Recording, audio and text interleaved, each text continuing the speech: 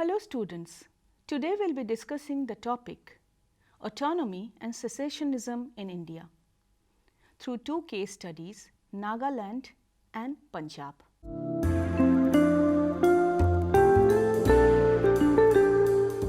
The objective behind today's discussion is to give you an understanding and insight about the nature of autonomy and secessionist movements in India, to understand the nature of two movements, the movement for an independent Nagaland and the Khalistan movement in Punjab. And finally, to understand the approach of the government in order to accommodate these two movements. Now students, before we move on to these two movements, it is important to understand what is secessionism and why do secessionist and autonomy movements occur in countries. Multicultural states usually witness the rise of identity movements wherein different cultural identities demand recognition, and in the absence of such a recognition, they may resort to different movements for identity assertion. Now, the major demands of these groups and movements range from autonomy to constitutional safeguard, separatism and secessionism. What is secessionism? Secessionism is the act of withdrawing formally from membership of a federation or body, especially of a political country.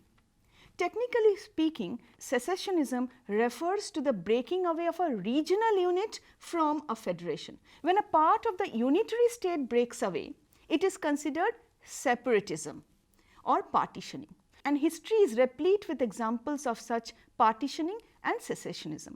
For instance, if you remember students, Ireland separated from England, India was partitioned to create Pakistan. The breakaway unit may want or may actually decide to join another political entity or may seek complete political independence. East Pakistan seceded from Pakistan to become sovereign state of Bangladesh.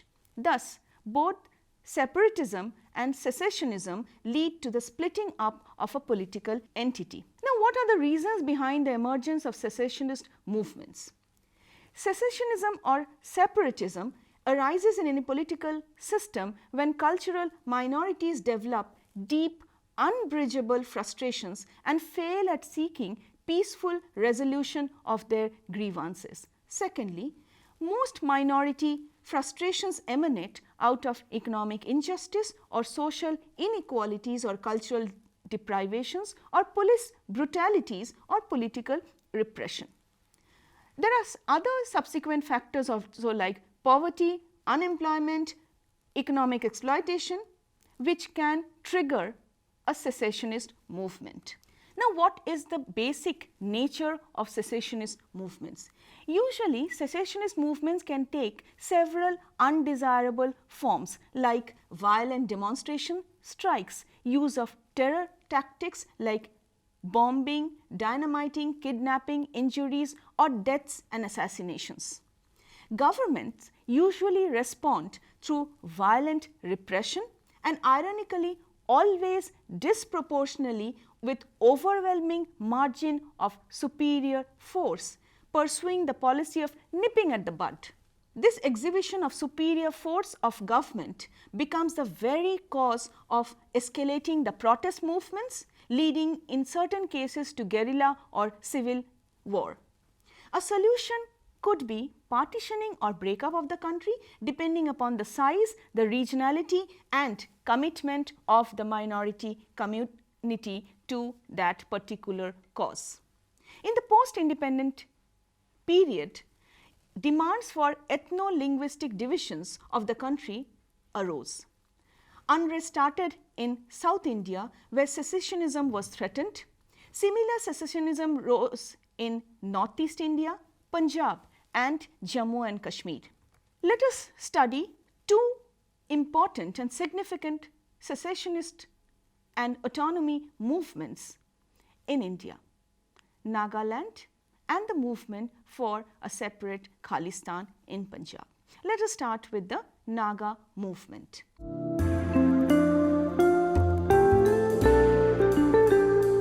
The Nagas, an Indo-Mongoloid group comprising of approximately 17 hill tribes, mainly inhabiting the state of Nagaland and adjoining areas, were perhaps the first subnational group in India and in South Asia to launch a serious secessionist movement just after independence.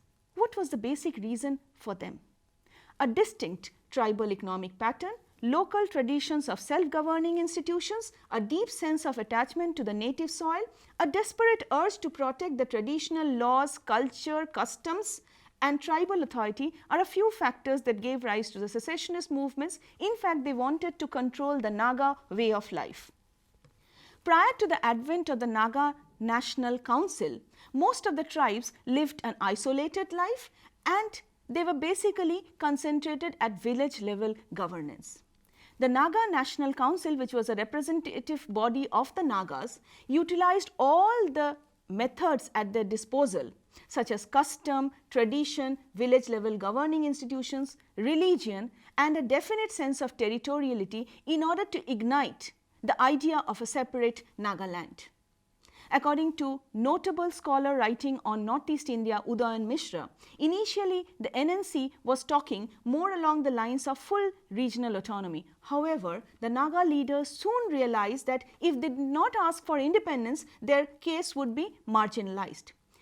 In its pursuance of the demand of an independent state, a delegation led by Zapu Fizo met Lord Mountbatten, the last British viceroy in colonial India, with the suggestion that India, after partition, should act as the guardian of power for a period of 10 years, which the Nagas would be free to determine their political future. The first step towards understanding the Naga demands and trying to resolving them was the Akbar-Haidari Accord and the Nagas.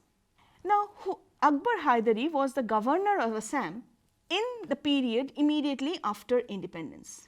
An agreement was signed which was called the 9-point agreement between Akbar Haidari and the Naga leadership over a number of issues ranging from tribal laws to ownership of the Nagas on land and taxation. However, problem emerged with Article 9 of the agreement, which the Nagas argued had given them the right to complete independence once the interim government's term was over. This was not at all acceptable to the government of India, which argued that the said article gave the Naga National Council the right to suggest certain administrative changes, but definitely not secessionism. The Naga leaders rejected the 6th schedule of the Indian Constitution, which disregarded their earlier agreement and made provisions for autonomous hill councils for the hill tribes within the state of Assam.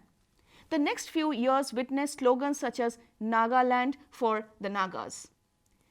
A plebiscite was conducted in the year 1951 on 16 May to understand what the Naga people wanted. About 99% of the Nagas endorsed the demand of independence. Throughout the next few years, the Nagas stayed non-cooperation against the government so as to pressurize the Indian government to accept their demand. In 1956, the Naga National Council announced the formation of a federal government of Nagaland, its own standing army, signaling the first powerful insurgency in post-colonial India. During this period, there occurred internal conflicts within the Nagas themselves. The Naga People's Convention, which was another representative organization of the Nagas, was formed in 1957, and they started the demand for a separate province of Nagaland. In 1960, Prime Minister Nehru announced the plan for formation of a separate state of Nagaland. Despite different measures to curb Naga insurgency, the Nagas stuck to their demand of an independent state of Nagaland, which would be sovereign. It was left now to the Baptist Council of Nagaland to take initiative in 1964 in order to find out a peaceful resolution of the issue. However, the peace process was disturbed and retarded owing to the commission that was created and their failure to submit a proper resolution. The next important landmark in the resolution of the Naga issue was the Shillong Accord of 1975. In order to pacify the Nagas, the Shillong Accord was signed in 1975, by virtue of which the Nagas ratified the formation of the state of Nagaland, undertook to surrender their arms and agreed to enter into a dialogue with the Indian government for a political resolution of the Naga issue.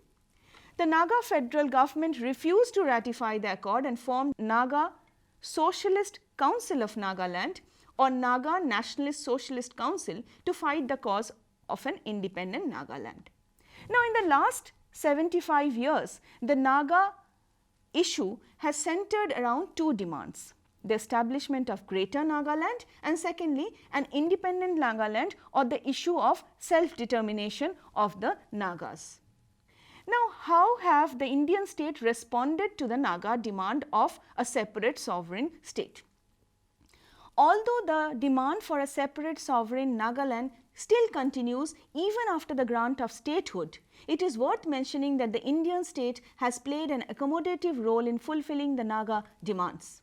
The Government of India has accepted the demand of the Naga People's Convention through an amendment of Article 371A of the Constitution. And what does it provide? No act of parliament affecting social or religious practices of the Nagas or their customary laws and procedures or administration of civil and criminal justice shall be made without the consent of the Nagas. In other words, the Constitution safeguards protection of Naga way of life and their customs and rights. Subsequently, clause 2 of the same article provides for further autonomy of the district of Tuensang and now the district of Mon in the autonomous state of Nagaland. Now, these two important provisions actually reflect that the Indian state has been accommodative to the Nagas, but definitely have not supported the demand for secessionism. The Nagas still today are firm in their stance of self-determination and assert that since the Nagas were never a part of India, the Naga struggle for self-determination never be regarded as secessionist or separatist, and they have put the blame on the British, who have arbitrarily fragmented the Naga people. Fresh attempts to resolve the Naga issue started in mid-1990s when the then Prime Minister P.V. Narasimha Rao tried to meet important Naga leaders on 15 June 1995. The next stage was a declaration of the subsequent ceasefire with the Naga Socialist Council of Nagaland, with the ISAC and the MOVIA. It came into force in 1997. However, such peace initiatives by the Indian government were seen as mere attempts towards achieving a temporary lull in violent activities by the insurgents, but this was not a long-term solution. This is mainly because the government could not come out with inclusive peace processes involving all the stakeholders in the region. The central issue during the talks between the Government of India and the NSCN-IM has been sovereignty of the Nagas. The Government of India maintains that there is enough scope to ensure a complete autonomous existence for the Naga people within the ambit of the Constitution of India. So, why a demand for a separate sovereign state? On the other hand, the NSCN-IM has been expressing reservations about this approach and suggesting changes in the Constitution to ensure full autonomy to the Nagas. In 2015, after Narendra Modi came to power, a framework agreement was signed. Now, this framework agreement focuses on certain important areas. First, it recognized that Naga history and situation was definitely unique, implying that the solution to the Naga issue should also have to be unique. It therefore cannot be based on or be similar to the centre's relationship with other existing states of the Union. Secondly, the framework provided and proposed that sovereign powers would be shared between the centre and the Nagas through a division of competencies, through renegotiating the Union state and the concurrent list of competencies of the Indian Constitution in view of the Naga demands, but nothing clearly has been mentioned. Third, the two sides would strive for a mutually acceptable, peaceful settlement of the issue, recognizing the complexities and differences. This meant that just as the government of India was trying to understand the issue of the Nagas should also try to appreciate the complexities of the problem and the political difficulties that the government was trying to do, and how the government was trying to fulfill the aspirations of the Nagas within the constitutional ambit. It was within this framework that the two sides have agreed to sign this agreement, but the details of the permanent peace process has not been made public till date. However, students, please note that despite numerous efforts and initiatives aimed at resolving the Naga issue, there remains considerable challenges that need to be taken into account while carving out an acceptable and comprehensive solution to the Naga issue. Now, this was about Nagaland and Northeast India.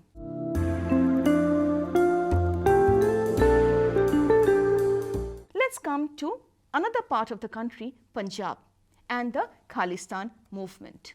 The rise of a powerful secessionist movement in Punjab during the decade of the 1980s was an unprecedented development in post-independence India. Never before had the independent state experienced such a serious crisis of political legitimacy as it encountered while dealing with the Sikh militants. Though a border state, Punjab was well integrated with India. There had never been any doubt about the nationalist sentiments of the Sikhs. But what happened? What led to this demand for Khalistan? Let us try to understand the genesis of this conflict. The socio-economic changes and political developments that have been occurring are seen as precipitating a militant movement in Punjab. Now, what are those factors? The impact of the Green Revolution, the lack of non-agricultural employment, limited options to enter military service, the social changes related to modernity that undermine a separate Sikh identity, and the political machinations by the central government are considered to be important reasons behind the rise of the Khalistan movement in Punjab in the mid-1980s. Discontented with the economic and social and political conditions, the Sikhs in the late 1970s started militant movements. The capital city of Chandigarh was not transferred to Punjab, and certain Punjabi-speaking areas were left out from the state of Punjab. This was not liked by the Sikhs. Other issues also created a sense of injustice, which amounted to the control still wielded by the central government over agricultural policies, licenses for industry, control over the dispensation of water rights to industry, control over the dispensation of water rights to neighboring states, and smaller issues such as the license to set up a broadcasting from the Golden Temple, Amritsar.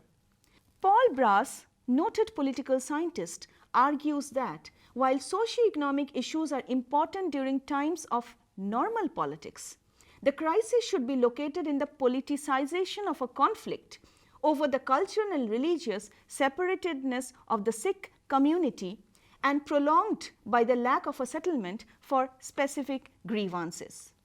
Let us quickly go through the main phases of the Khalistan movement. By 1981, tensions started escalating between the Hindus and the Sikhs, and this was because of a number of reasons. The first reason was the Sikh Educational Conference on 15th March 1981. This conference was attended by several high-profile Sikh leaders.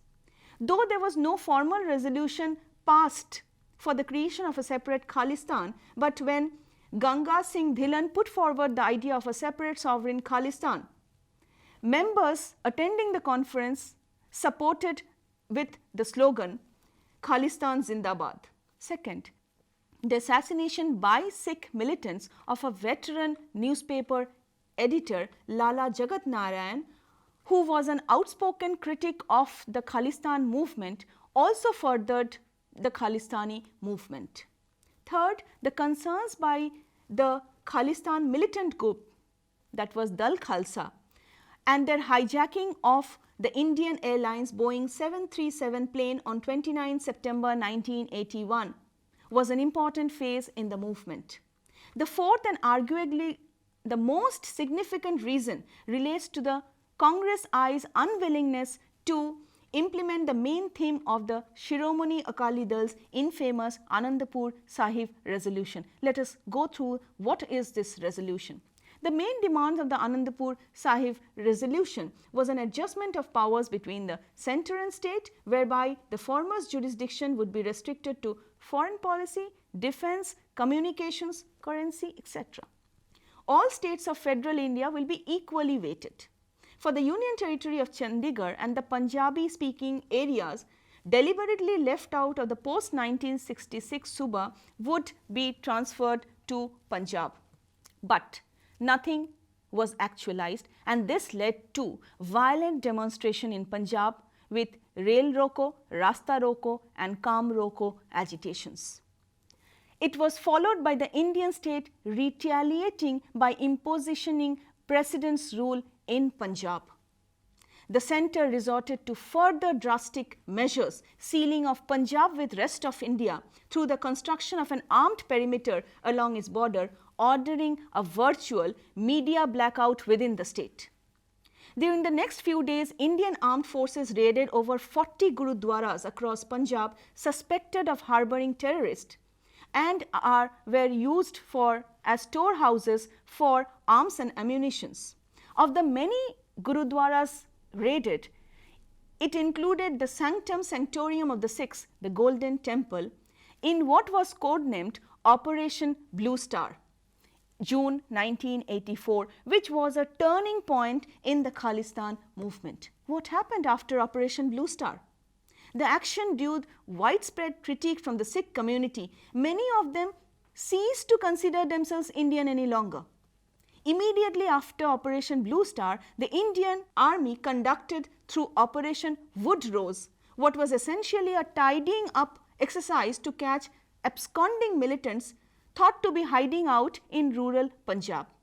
Many scholars agreed that innocent young Sikhs were brutally terrorized during the operations, prompting many to flee across the border to Pakistan, only to return back a little later as trained, ideologically indoctrinated Khalistan militants.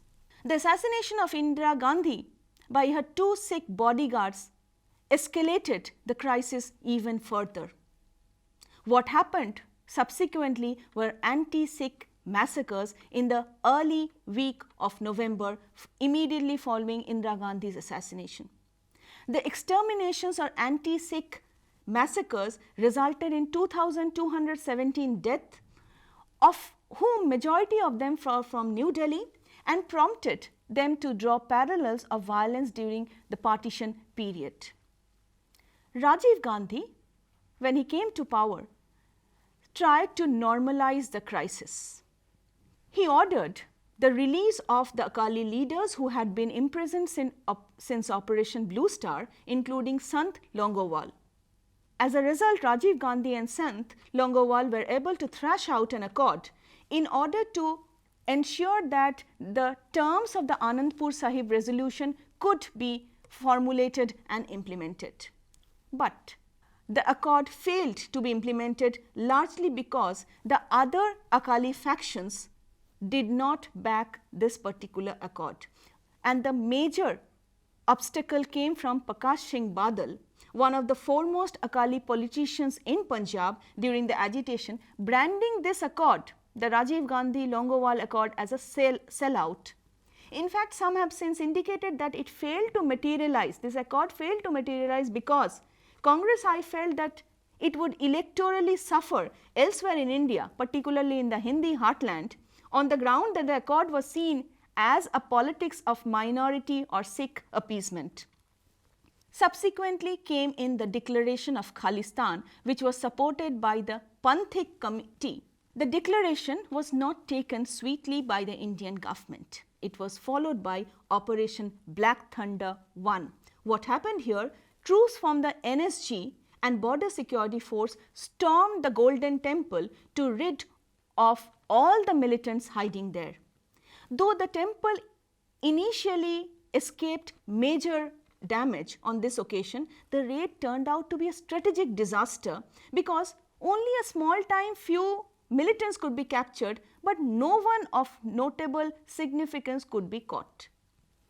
Another attack and raid was planned, that was Operation Black Thunder II, which was in 1987 to mop up Sikh militants and nip the Khalistan movement in the bud. Now, how did the movement end? It was a probable combination of visible moral bankruptcy of many of the secessionist militants who lost that urge, intra-militant rivalry, right-minded Punjabis turning their backs on the violence, and brutal state terrorism, which ultimately contributed to the demise of the Khalistan movement.